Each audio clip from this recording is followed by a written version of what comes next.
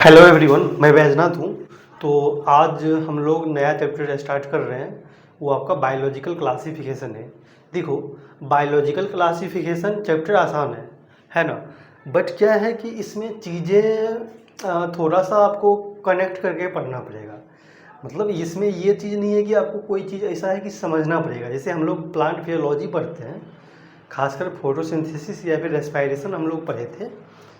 तो उसमें क्या था कि कॉन्सेप्ट क्या था, समझना था, चीज़ें सीखना था। बट इसमें ऐसा कुछ ऐसा नहीं है कि आपको मतलब समझना है, बस आपको याद रखना है। क्योंकि बायोलॉजिकल क्लासिफिकेशन में बेसिकली हम लोग चीज़ों को जितना याद रख पाएंगे वो एग्ज़ाम के लिए उतना अच्छा होगा। इसको मैं अब आपको अभी ही बता देता हूँ कि आपको सही से इसको याद रखने के लिए हर क्लास के बाद आप एक ब्लैंक पेपर लो। ब्लैंक पेपर को आप लोग 2 पार्ट में डिवाइड कर दो, इसे फोल्ड करके 2 पार्ट में डिवाइड करके उसके बाद जो आज क्लास में मैं करवाऊँगा उसको कम से कम 2 से 3 बार लिखो। क्योंकि जब तक लिखोगे नहीं लिखोगे ही नहीं चीज़ों को तब तक आपको समझ नहीं आएगा। ओके, तो मैं आप चैप्टर स्टार्ट करता हूँ। देखो, बायोलॉजिकल क्लासिफिकेशन में आज कहानी है, बेसिकली आप लोग रिलैक्स हो जाओ, कोई दिक्कत नहीं है। एक साइंटिस्ट था सबसे पहले, एरिस्टोटल। उन्होंने देखा कि अपने पास जितना भी चीज़ें हैं, ऑर्गेनिज्म है, प्लांट है, एनिमल है, जितना भी चीज़ें था उनको जितना पता था, उन्होंने अपने बेस पर क्या करा, एक को प्लांट में और एक को एनिमल में, एक को प्लांट में और एक को एनिमल में डिवाइड कर दिया। प्लांट में उन्होंने हर्ब, सर्ब और ट्री, क्या बोला मैंने, एरिस्टोटल जो सबसे पहले साइंटिस्ट थे, उन्होंने क्या करा, ऑर्गेनिज्म को, मतलब आसपास में देख रहे हो कितना सारे ऑर्गेनिज्म है, तो उनको समझ नहीं आ रहा था कि चीज़ें हो क्या रहे। तो सबसे पहले जितना भी चीज़ें था उन्होंने प्लांट और एनिमल में डिवाइड कर दिया।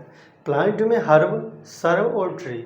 हर्ब मतलब कि जो छोटे छोटे प्लांट हैं, जो लैंड पे, धरती पर पाया जाता है, ग्रोथ कर जो भी करता है, उसको हम लोग हर्ब बोलते हैं। सर्ब क्या होता है, एक मीडियम साइज का ट्री होता है। मीडियम साइज का जो प्लांट है उसको हम लोग सर्ब बोलते हैं। और ट्री तो आपको पता ही है, लंबे लंबे वृक्ष, ट्री ये क्या है, ये ट्री होते हैं। जो इसमें वुड हो, लकड़ियाँ हो, उसको हम लोग ट्री बोलते हैं।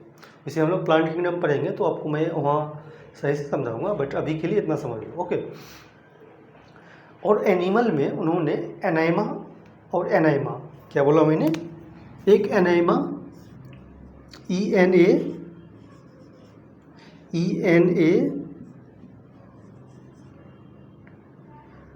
एनाइमा और एनाइमा, एनाइमा और एनाइमा, इनाइमा और एनाइमा।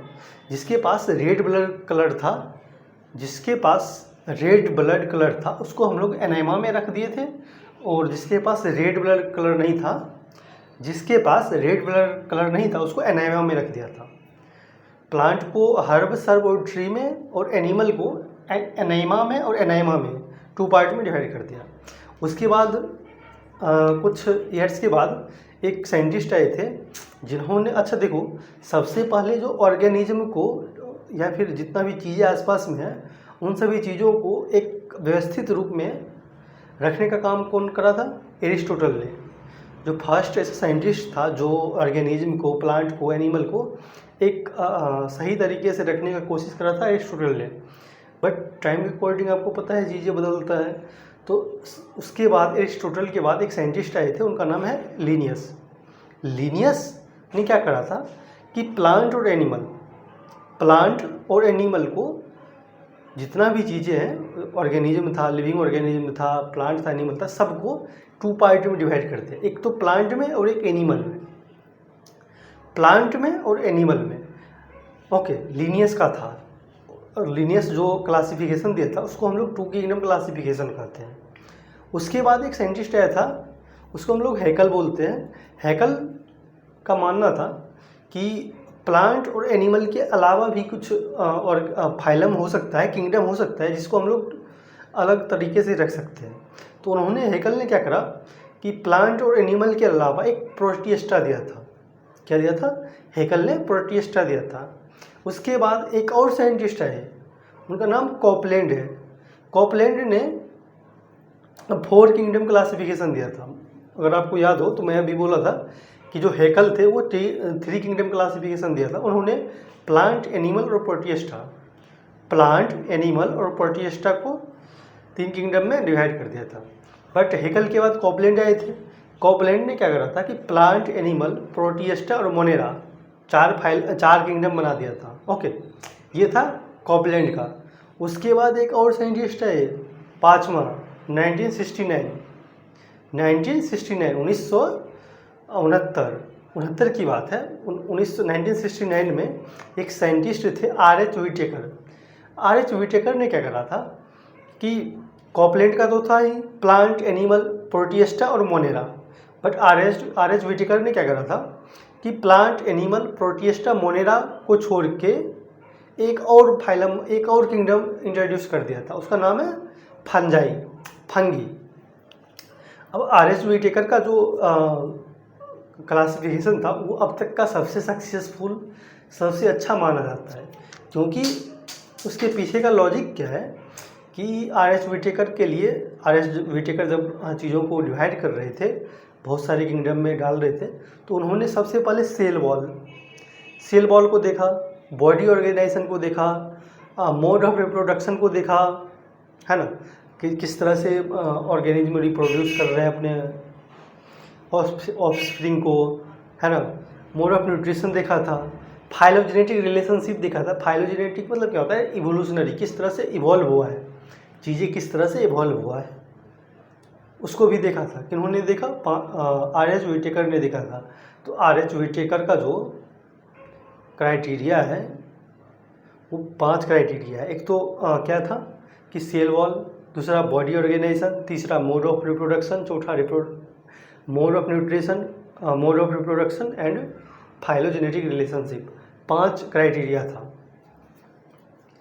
बट एक चीज़ मेरे को समझ नहीं आ रहा है कि इन साइंटिस्ट को मतलब इतना चीज़ों को डिफ़िकल्ट बनाने की ज़रूरत क्या था। 2 किंगडम हो तो गया था, जो लिनियस ने दिया था, हैकल ने दिया था 3 किंगडम, कॉपलैंड ने दिया था 4 किंगडम, RH विटेकर ने दिया 5 किंगडम। तो इस हम लोग इतना क्यों रहे। तो इसके पीछे का लॉजिक मैं बताता हूँ। देखो, जो अभी आप लोग प्लांट किंगडम में एल्गी, ब्रायो, टेरिडो, जिम्नो और एंजियो ये पढ़ रहे हो, प्लांट किंगडम में स्पेशली पढ़ रहे हो कि एल्गी, ब्रायो, टेरिडो, जिम्नो और एंजियो। इससे पहले जब 2 किंगडम क्लासिफिकेशन था तो आपको पता हो तो बैक्टीरिया और ब्लू ग्रीन एल्गी को हम लोग आजकल अभी साइनोबैक्टीरिया कहते हैं।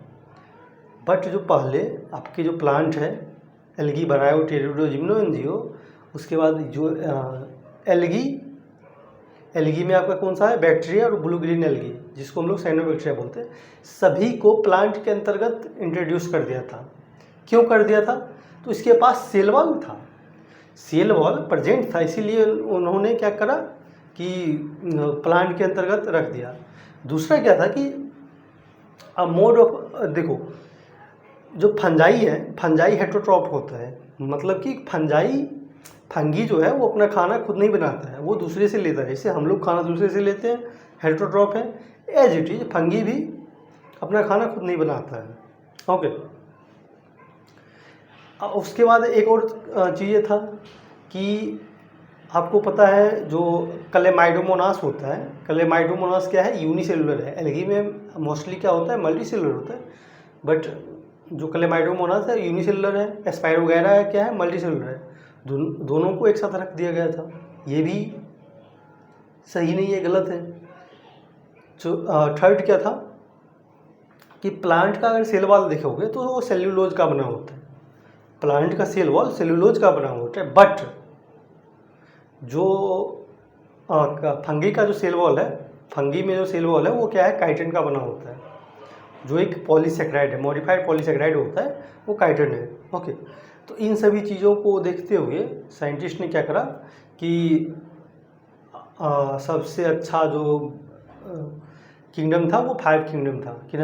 इसको किसने दिया था, RH विटेकर ने दिया था 1969 में। ओके, सो हम लोग लिखेंगे अब इसको।